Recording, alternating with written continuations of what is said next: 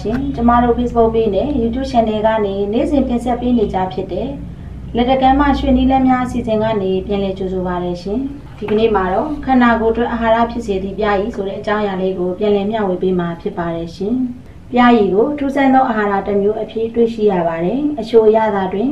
မိသည့်တရားနှင့်များရှင်၍မရသောကြောင့်ပြာရည်သည်ဂလူးကိုနှင့်လေပြူးလို့ခေါ်သည့်တရားနှမျိုးပါရှိတာကြောင့်ဖြစ်ပါတယ်ပြာရည်ထူးခြားသောဂုဏ်သတ္တိများမှာဦးနှင့်အစာအိမ်များကိုအနှောက်အယှက်မပြုနိုင်ခြင်းခန္ဓာကိုယ်မှာလျင်မြန်စွာအသုံးချနိုင်ခြင်းခန္ဓာကိုယ်မှာလိုအပ်သောအားကိုလျင်မြန်စွာဖြစ်စေခြင်းတဘာဝကျသောဝမ်းသက်မှုကိုဖြစ်စေခြင်းစိတ်ကိုတည်ငြိမ်စေခြင်းစသည့်ရိုးရိုးသားထက်သာသည့်တတ္တိဒုများရှိကြောင်းကိုလည်းတွေ့ရပါတယ်ရှင်ပြာရည်တွင်ပါရှိတဲ့အရှုတတ္တုဓာတ်များ၏ရာခိုင်နှုန်းအချိုးအစားသည်